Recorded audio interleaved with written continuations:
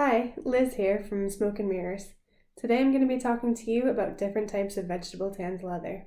I've talked in a different video about what exactly vegetable tanned leather is, and I left a link to that video below, so go ahead and check that one out first so you know what I mean by all of this. But today I'm going to be showing you 7 different types of vegetable tanned leather and explaining what they feel like, how they were made, and what you can use them for. First up, I have the most original, I would say. So this is from cow skin. It's a pretty big side piece of it. And it just looks blank. This is the natural color of the skin. It hasn't been treated with dyes to color it at all. It hasn't been given a finish stamp to give it a pattern or anything like that. So this leather is great for carving into it and making designs and putting art onto leather. And this is great for making bags, wallets, stuff like that. That's really durable and can look really good. Next up is the same exact type of leather. So it's still made from cow and it still hasn't been dyed or treated to give it a new color, but it has been stamped. So basically in the factory when they make this, they take that big sheet of leather that I first showed you and they put a stamp over the entire thing. And they stamp an alligator or a boa constrictor or a python print on it. They can do any kind of print, but these are the ones I have. So I have alligator. And I also have, this isn't boa, I think it's python or some kind of snake. So this is the snake skin. You can see that it has the top layer of what would be the snake and the underneath of what would be the belly. And the great part of this is that it's still eco-friendly. It still has no chemicals to make it.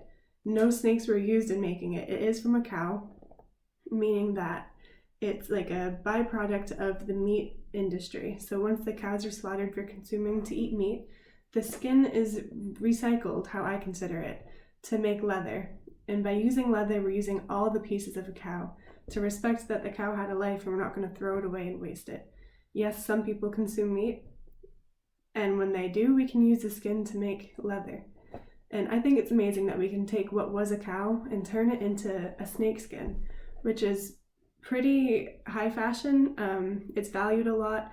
People really like the design, but we don't have to go killing snakes for no reason other than to have it as leather. Now we can have it in a sustainable and eco-friendly way. And the same with this alligator print. So, let me see.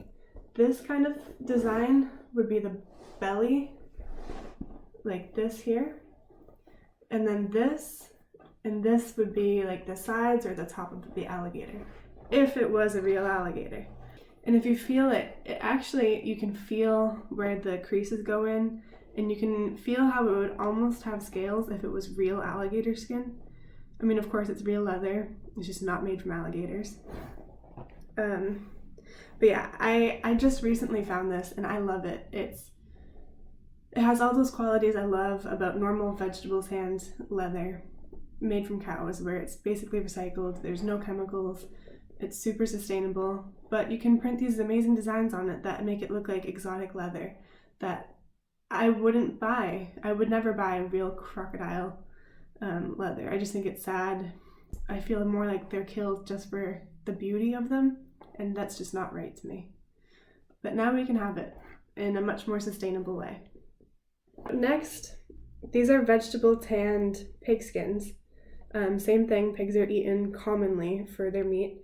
And then once they're slaughtered for the meat, their skins can be recycled to make leather. So these I have to line the insides of my purses. I have a very pretty red, and they're really, really soft. This one is suede. It has a suede finish so that I can make a wallet or a clutch purse, line it with this red leather, and then when you reach into the purse, instead of having the rough inside from the normal cow skin, it has a very smooth suede feel.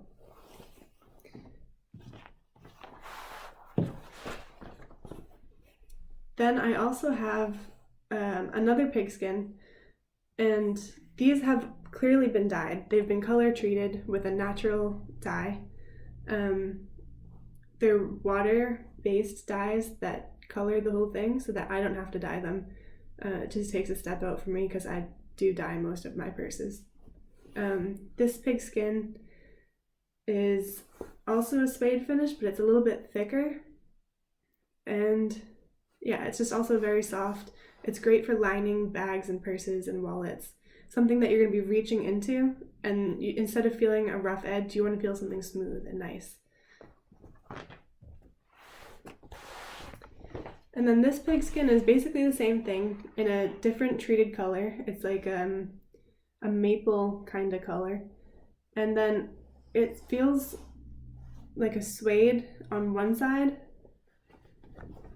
but when you flip it to the other side, it's much smoother.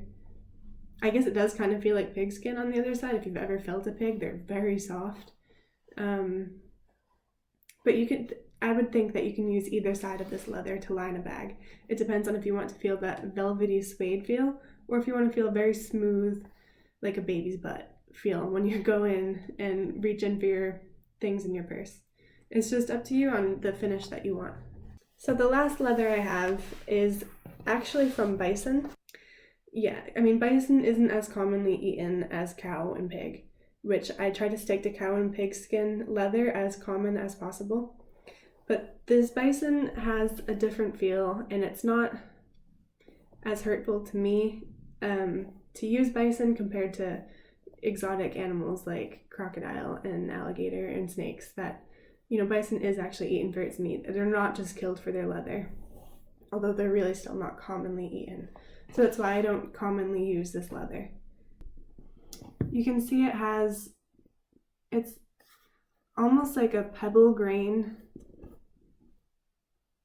not a finish because it's the natural skin. It hasn't been treated with a stamp to give it this texture, but it really has a beautiful soft feel, and then like very, very, very small lines going through it.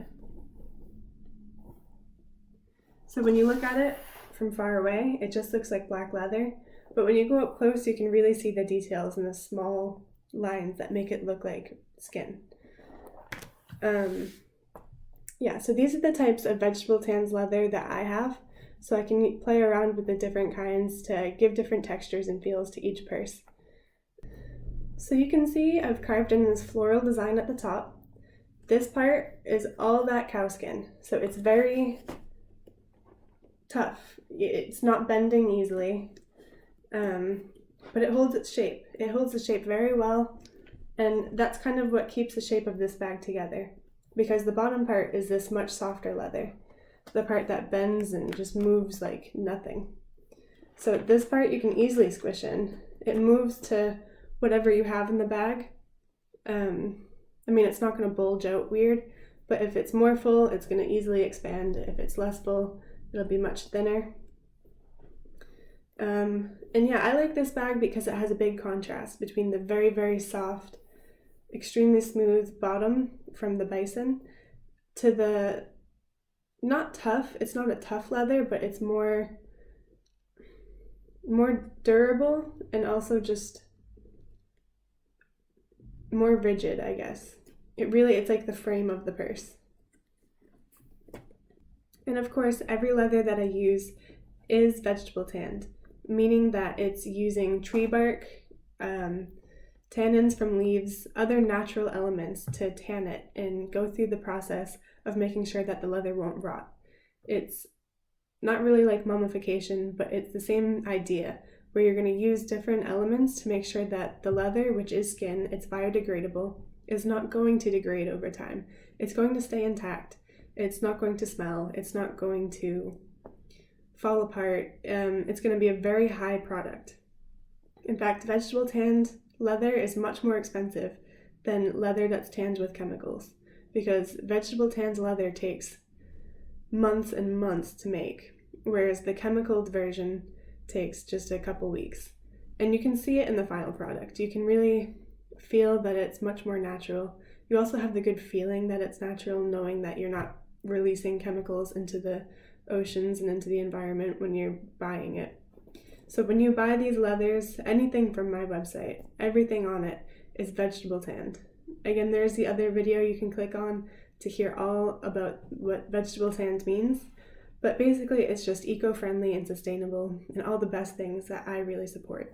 So I hope you liked this video, and I hope it helps you understand that there are different types of leathers, even just within vegetable tanned leather itself. You don't have to go for just one feel, just the cow skin, super tough and stiff. You can go for a softer, more bendable leather. You can go for really pretty, colorful linings. You can even have an alligator skin leather or a boa constrictor leather. It's still great quality leather, in my opinion, the best in the world, but it's just not actually made from alligators or boa constrictors or other exotic animals.